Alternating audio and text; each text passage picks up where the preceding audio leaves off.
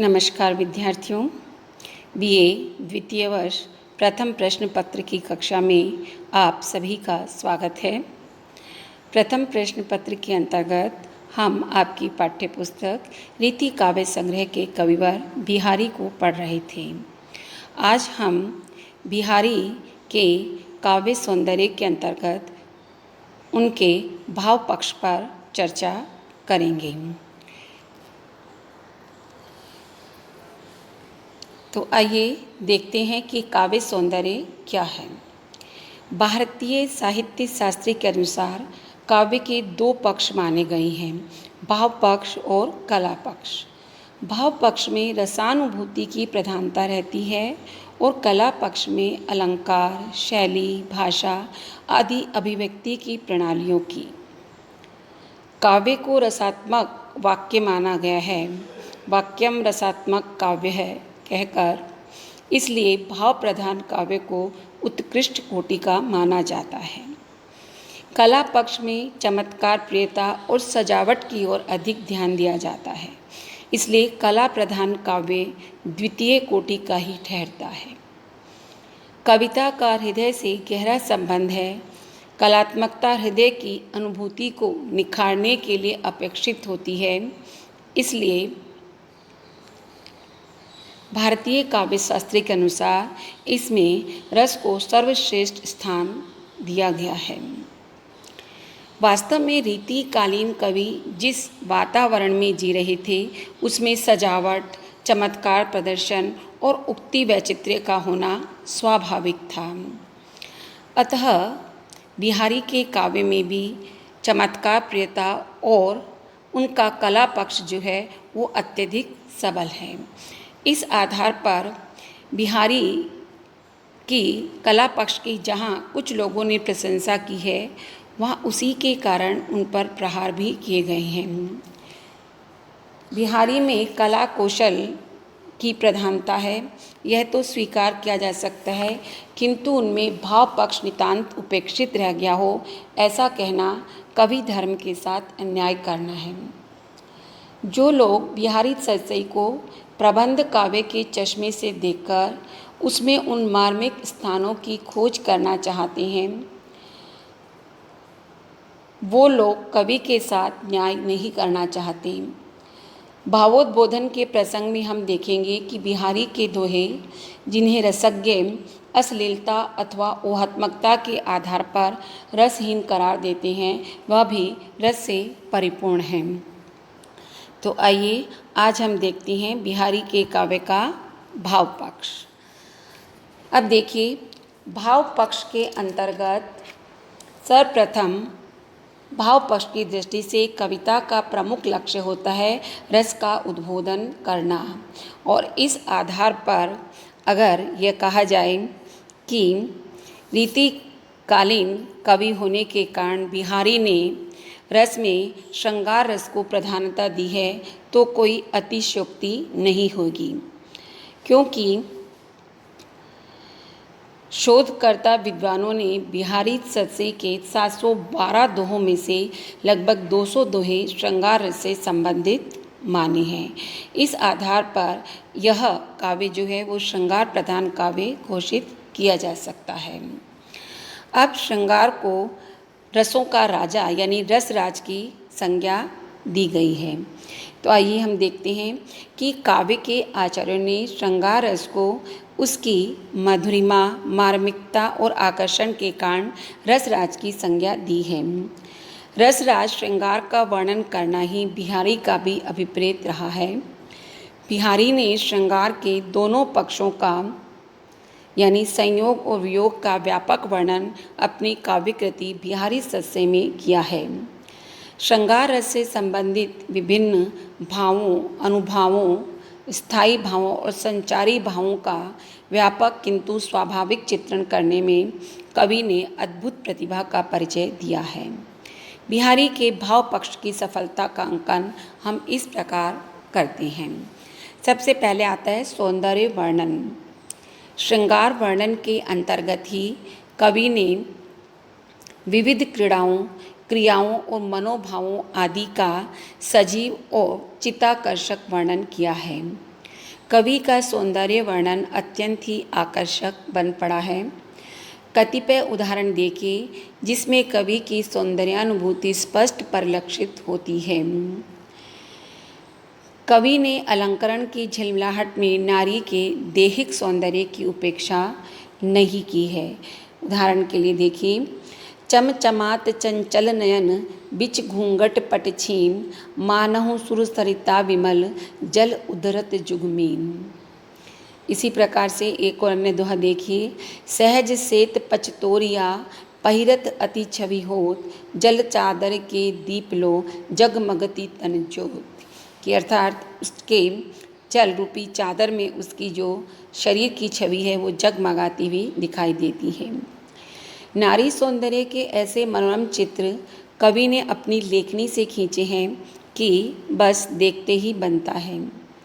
छींके पर रखी हुई दहेड़ी यानी दही की मटकी को उतारती हुई नायिका का एक सुंदर चित्र देखिए।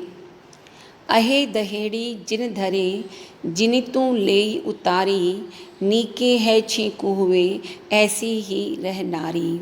यानी जब वह दहेड़ी को उतारती है तो उस वक्त का उसका सौंदर्य जो है वह नायक या दर्शकों के मन को अत्यधिक लुभाता है। और जहाँ सौंदर्य है, रूप है, वहाँ दर्शकों का मेला लगने में भला क्या देर लगती है। इसके पश्चात हम आते हैं रस योजना। यानी पूर्व में जैसे कि मैं बता चुकी हूँ कि कवि वर बिहारी ने श्रृंगार रस का वर्णन किया है और श्रृंगार रस के अंतर्गत श्रृंगार के दोनों पक्षों का वर्णन इनके काव्य में देखने को मिलता है। संयोग श्रृंगार के विविध क्रीड़ाओं, चेष्टाओं, व्यापारों, मनोवृत्तियों एवं हाव भावों का अत्यंत सजीव वर्णन इनके काव्य में देखने को मिलता है। इनके संयोग वर्णन के अंतर्गत काम, क्रीड़ा, सुख आदि का वर्णन अधिक होने के कारण आलिंगन, कटाक्ष आदि विविध व्याप्त व्यापारों का सजीव एवं व्यापक चित्रण हमें मिलता है। बिहारी का अनुभाव विधान अत्यधिक माधुर्यपूर्ण है। उदाहरण के लिए, बतरस लालच लाल की मुरली धरी लुकाय, सोह करे भोहन हंसे देन कहे नटी जाए। इसमें नायक श्री कृष्ण और नायिका को मुरली को देकर जो नोक झोंक है इसी का स्वाभाविक वर्णन मिलता है। संयोग के क्षणों का पूरा पूरा लाभ उठा सकना भी क्या इतना सरल है। इसलिए कवि की यह उक्ति देखिए जो अत्यंत ही मार्मिक बन पड़ी है। इन दुखिया आँखियान को सुख सिर जो ही नाही, देखे बने न देखिबो बिन देखे अकुलाही। अर्थात संयोग वर्णन में कवि कहता है कि इन दुखी आँखों से सुख जो है इन्हें नहीं भाता, देखे बने न देखिगो, देखने पर देखा नहीं जा सकता और बिना देखे ही अत्यधिक व्याकुल रहती है। इसी प्रकार वियोग वर्णन के भी अंतर्गत हम कुछ और उदाहरण देखते हैं। संयोग वर्णन की अपेक्षा कवि का वियोग वर्णन कुछ हल्के स्तर का बन पड़ा है। यह इसलिए है क्योंकि वियोग वर्णन कवि की अनुभूति का भाव व्यंजना का विषय नहीं बन सका है। उसमें उन्होंने कल्पना की अतिशयोक्तिपूर्ण उड़ान अधिक है। अतः ये वियोग वर्णन कहीं कहीं ऊहात्मक और हास्यास्पद भी हो गया है।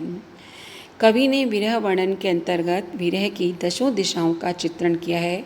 कहीं कहीं तो विरह वर्णन बेहद ही स्वाभाविकता लिए हुए हैं। कागद पर लिखत न बनत, कहत संदेश लजात, कहियो सब तेरो हृदय मेरे हिय की बात।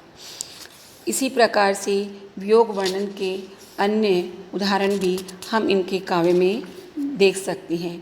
इसका विस्तृत अध्ययन जो है वो हम श्रृंगार वर्णन के अंतर्गत करेंगे। इसके अलावा है प्रेम वर्णन। अब देखिए, भाव पक्ष के अंतर्गत कवि ने प्रेम की भी अनूठी व्यंजना की है। प्रेम की एक निष्ठता तथा उत्सर्ग की भावना के अनेक भावपूर्ण चित्र कवि ने अपने काव्य में चित्रित किए हैं। उदाहरण के लिए देखिए, प्रिय के ध्यान गही गही रही वही है नारी, आपू आपू ही आरसी लकी रीझती रिझवारी। अर्थात नायिका प्रिय के प्रेम में इतनी मग्न है कि वह स्वयं को आरसी यानी दर्पण में देखकर स्वयं अपने ऊपर ही रीझती रहती है। एक और प्रेम की उदात्तता का यह चित्र देखिए। कहा भयो जो बीचुरे मोमन तोमन पास उड़ी जात कितऊँ गुड़ी तऊँ उड़ायक हाथ। कि नायक और नायिका में प्रेम इतना अगाध है कि दूर दूर रहने पर भी वे कहते हैं कि क्या हुआ बिछुड़ने से, हमारा मन तो हमेशा साथ है। ठीक वैसे ही जैसे पतंग भले ही आकाश में उड़े परंतु उसकी डोर जो है वो उड़ाने वाले के हाथ में ही रहती है। इसके अलावा प्रिय की अनुपस्थिति में उसकी निशानी प्रेम की कहानी को तरोताज़ा रखती है। उदाहरण के लिए देखिए, चला छबीले छैल को नवल नेह लही नारी चूमती चाहती लाई और पहरती धरती उधारी। कि नायक ने नायिका को प्रेम की निशानी के रूप में जो छल्ला दिया है उसे वह नायिका चूमती है, अपने हृदय से लगाती है, कभी पहनती है और कभी उतारती है। यह सब नायक के प्रति उसके अगाध प्रेम का ही वर्णन है। इसके अतिरिक्त भाव पक्ष के अंतर्गत हम इस काव्य में वर्णित भक्ति एवं नीति निरूपण को लेते हैं। रीतिकालीन कवियों ने भक्ति अथवा नीति विषयक कविताएं भी लिखी है, लेकिन उनमें उन्हें श्रृंगार जैसी सफलता नहीं मिलती है, क्योंकि उनका मूल रूप तो श्रृंगारी कवि का ही था। भक्ति और नीति संबंधी दोहे लिखकर उन्होंने अपनी श्रृंगारिक प्रवृत्ति पर ढकने का असफल प्रयास किया है। डॉक्टर नगेंद्र ने इस बारे में कहा है कि इन कवियों की भक्ति भी इनकी श्रृंगारिकता का ही एक अंग थी। जीवन की अतिशय रसिकता से जब ये लोग घबरा उठे होंगे तो राधा कृष्ण का अनुराग उनके धर्म भीरू मन को आश्वासन देता होगा। बिहारी के भक्ति विषयक दोहों में भक्ति भाव की अपेक्षा उक्ति वैचित्र ही अधिक है। देखिए, करो कबुत कुबतु जग कुटिलता तजो न दीन दयाल दुखी होंगे सरल चित बसत त्रिभंगी लाल। इस दोहे का उक्ति वैचित्र देखिए कि भक्त जो है वो अपनी दुष्टता को छोड़ना नहीं चाहता, कुटिलता को छोड़ना नहीं चाहता, क्योंकि अगर उसका हृदय सरल हो गया तो ईश्वर की त्रिभंगी मुद्रा जो है वो भला सरल हृदय में यानी सीधी वस्तु में कैसे आ सकेगी। इसी प्रकार उनके नीति विषयक दोहे में भी नीति की अपेक्षा चमत्कार प्रियता की प्रधानता अधिक रही है। उदाहरण के लिए प्रसिद्ध दोहा देखिए, कनक कनकते सो गुनी मादकता अधिकार या खाए बोराए नर वा पाए बोराए। यहाँ स्वर्ण से अधिक अलंकार निदर्शन की ओर कवि का ध्यान रहा है। कल हम इसके कला पक्ष का अध्ययन करेंगे।